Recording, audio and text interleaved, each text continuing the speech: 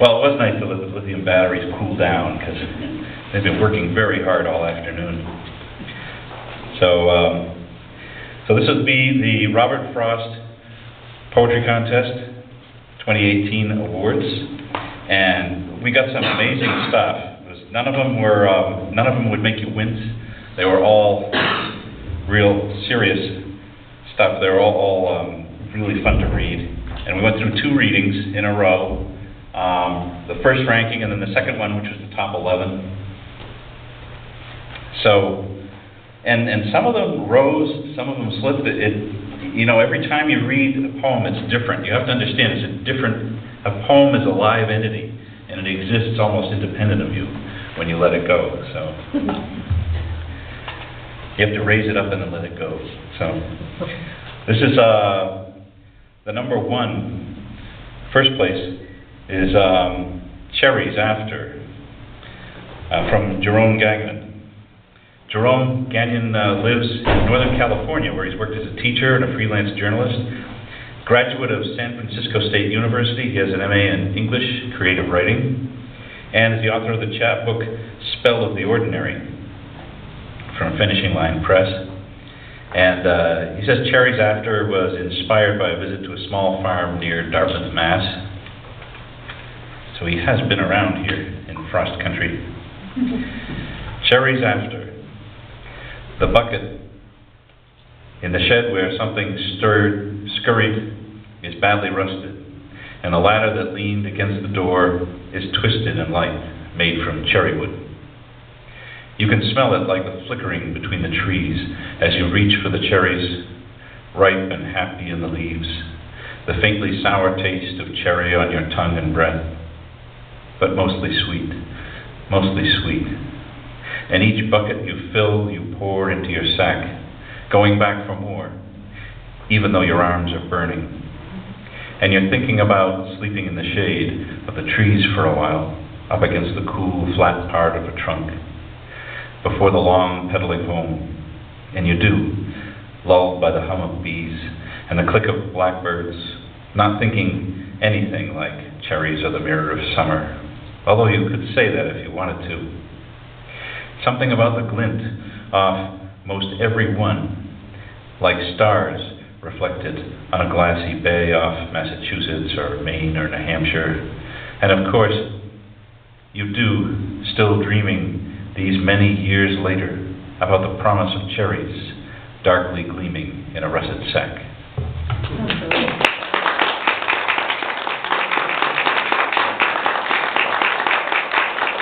So that's the type that, you know, you want to resist the picturesque nature of it, but it just keeps growing and growing on you. And of course, this is, it harks back to apple picking with Robert Frost, and even Megan Grumbling of Portland one with, of beans, to do with beans, was on picking green beans. Something about harvesting fruits and vegetables just is an instinctive thing. And we have a second place from Mark Stevick. Mark Stevick teaches creative writing at Gordon College. He's just placed his first book of poetry, A Stadium Full of Bears, with Finishing Line Press. 2 of his plays, Cry Innocent and Goodnight, Captain White, are frequently produced in Salem and elsewhere.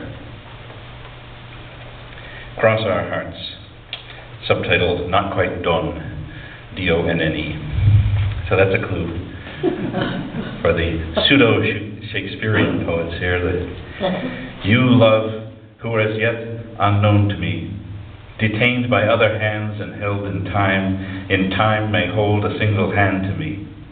And by this hand I know you will be mine, though now the object of your love prevents us, and leave you to speak your name is spoken for. Yet all such lesser claims will soon convince us our love is being made and kept in store. So when with silent words I suit to love you, love, let your silence serve as your consent. For if my words are suited well and move you, your heart becomes my truest argument. Or, if these words are true and move you so, then I'll confess with lips that I should know.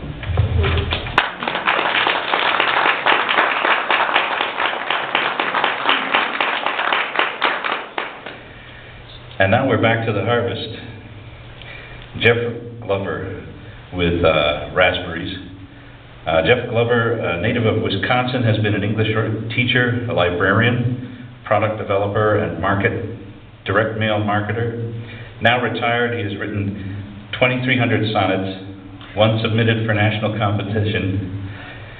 He plans to begin publishing later this year, so he's one of those involuntary poets. Some of us who just can't stop. Raspberries. The raspberries I did not pick in my little lot, the ones where canes were thick, the truth is I forgot. They grew and waited just for me, sweet and red and ripe, hoping someday I would see them, at least I might. But you know how life goes, I was too distracted, getting by and feeling woes, many things protracted. And so my berries went to waste, like many days I failed to taste.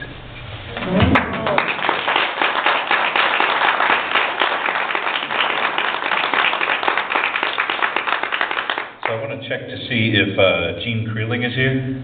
Yes.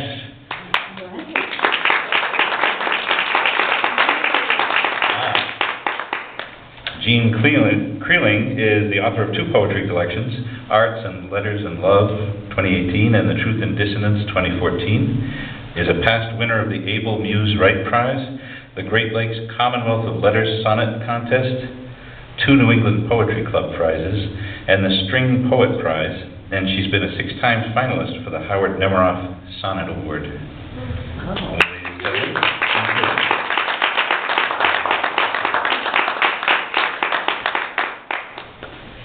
Oh, and there she has 2. It is such an honor to be mentioned in this competition, much less mentioned twice. So I'm very pleased to be here. The first poem has an epigraph from another poem by Robert Francis, a poem called Cold. And the lines from his poem go like this: cold and the colors of cold, I huddle, hoard, hold out, hold on, hold on. And my poem is called The Palate. The palate loses warmth, the hair gone gray, the teeth not quite so white, the skin spattered with freckles, not the spray of tiny dots that firmer flesh might draw from summer's genial light, but larger, darker spots from glare as raw as time itself, which burns us ruthlessly until it renders cold strange portraits of familiar atrophy. Yet we assume that we can still resist, still wield a brush and hold an undiminished palette. We insist we'll be preserved by grit and eloquence. Naive as morning glories, we clutch at canvases whose permanence was never ours.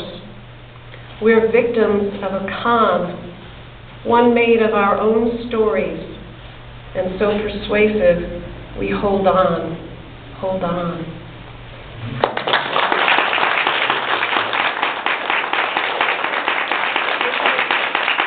Thank you. I'd like to provide just a couple of words of preface about this other poem. The title is Remember Allerton, and that is the name of one of the passengers on the Mayflower. Remember is this young girl's first name. Her brother's name was Bartholomew, her sister was Mary, but she was called Remember. Notably, when her mother died, her father, Isaac, married a woman named Fear. Remember later had a daughter whom she named Remember. Remember Allerton, circa 1615 to circa 1615, a passenger on the Mayflower. They called their child Remember. Did they know she'd live a story no one should forget? At 5 years old, the little girl would go to sea aboard a crowded ship beset by wind and waves, foreshadowing a year of hardships. that first New World winter took her mother. Did Remember live in fear? Amid disease and hunger, did she look ahead to better days? She would survive for decades more, but all her minor fame stems from her childhood story, kept alive by tour guides and carved stone that bears her name. The girl who traveled here one bleak November, and now, long gone, demands that we remember.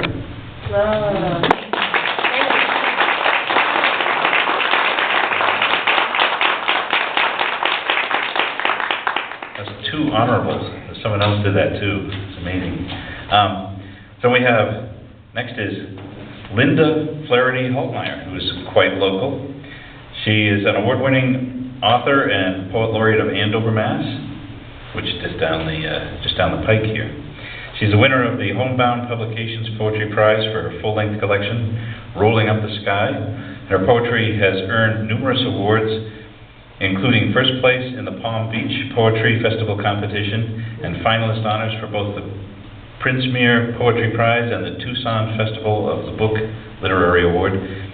She has been nominated for the Pushcart Prize, and her poems have appeared extensively in journals and anthologies, including Switchgrass Review, WSQ, Ink and Letters, Wild Word, and more. And also in good news, she has a new collection, To the Left of the Sun, coming up on Homebound. Linda Flaherty Haltmeyer with Terra Incognita.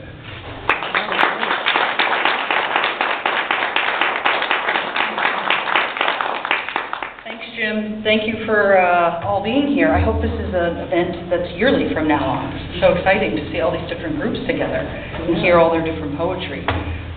So this is my poem, Terra Incognita, and this is actually the book that's coming out in September. This is the advanced reader copy from the publisher. It just came. This one is particularly poignant for me right now because it's about my mom, and this is my first Mother's Day without her. Terra Incognita. She studies my face for a sign, a greeting to alert her to where she is in space, how she fits into the orbit of today. Her clothes too big, the world too fast, reality too elusive. My hand lights on a morning glory of purple that flowered on her arm since last visit. A Rorschach of dried blood beneath skin, no thicker than a dragonfly wing.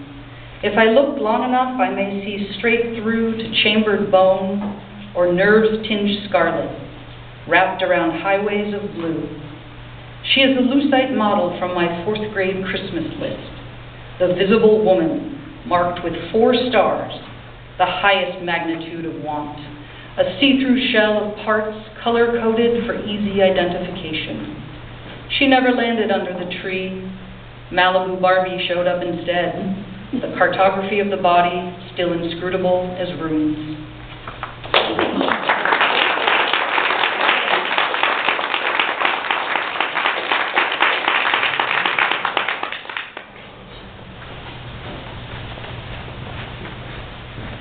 All right, so next among the honorables, we have Kendra Mack, who did read at the Hoot. I have a video, I think, of her. I think I have a video of her reading. Do you want to broadcast it on play? You have a what? I believe I have a video of Kendra doing her poem. Oh, all right. I don't know how I can broadcast it through this. I don't know. Okay. All right. Anyway, so we'll do one from Kendra. She's a copywriter by day, a novelist by night, a poet 24/7. She's the author of The Beast in the Basement, a chapbook of delightful rhymes. She is a lifelong New Englander, a graduate from the University of New Hampshire, and she currently lives in Ipswich, Massachusetts. This is Walking the Beach on an August evening. The beach is busy, though it's late. I stroll along its shore and past the couples, children, groups of bodies there galore. Bare soles, they stomp. Somewhere I am between a walk and a run, away from voices, rangers, guards, and from the setting sun. I go a mile out, then stand and bask in my retreat. The gold and blue, the wind, the tide that's rising at my feet. I am the farthest person out. So with nobody near, I speak some words, just words for no one else to hear. I turn back to the sunset and return then to the crowd, not caring how I walk or look or what I say aloud.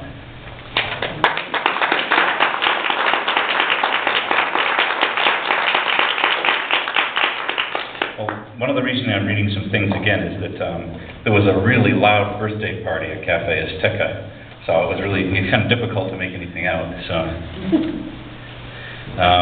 next we have Arnie Weingart, who is from Chicago.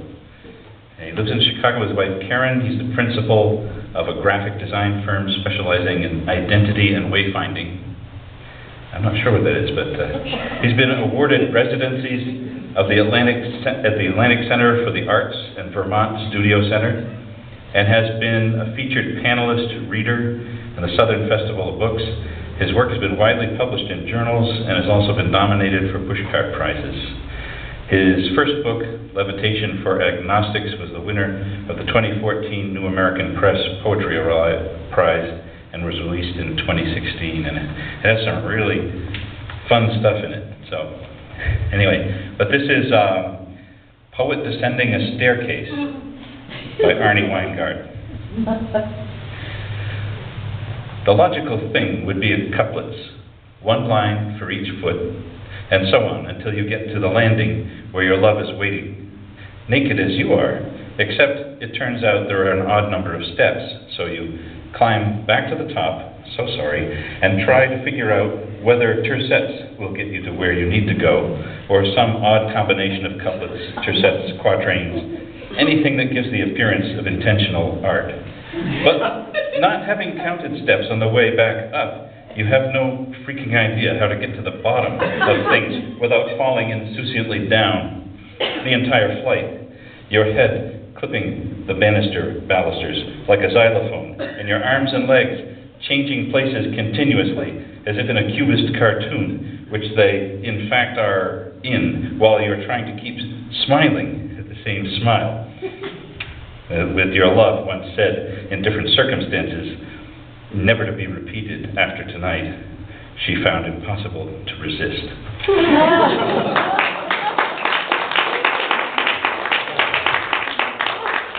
I had to read that a few times in order to get the logic, and make a good song, a confusing song. Anyway, let's see if we have, oh, yes. We have another poet, Robert Smith. Robert Smith lives and writes in the city of Huron in Ohio's North Coast. From 2009 to 2011, he served as the city's poet laureate. In addition to poetry, he's authored 9 novels. 2 of his books, McGowan's Call and The Immigrant's House, are cataloged in the Library of Congress. Prior to relocating to northern Ohio, he taught religion and philosophy at Wright State University in Dayton. He holds a bachelor degree from Westminster College in Pennsylvania and a master and doctoral degrees from Princeton Theological Seminary. Too many words today. So it's writing a novel and competing in a contest that has a 40-line limit. That's pretty amazing. He knows how to edit. So he wrote subtext, very current thing. The driver ahead of me is texting. I can tell the way he puts his head down as the car swings to the berm. Then he's all head up with a jerk to the dashes between the lines. I'm distracted too by him and the memory of a funeral, a double funeral, mother and daughter on Route 7, coming home from their shift on Browns Island. A semi-disrespected little car they were in. They were tired, but not texting in 1976, and now they are together in one casket. The funeral director explaining that it was too hard to separate the parts, the family thinking a single closed box fit them as well as their subcompact. His tires roll into the rumble strip along the shoulder, and he's startled. For a moment he pays attention. I rev up to pass, and my wife is still asleep next to me in our little car.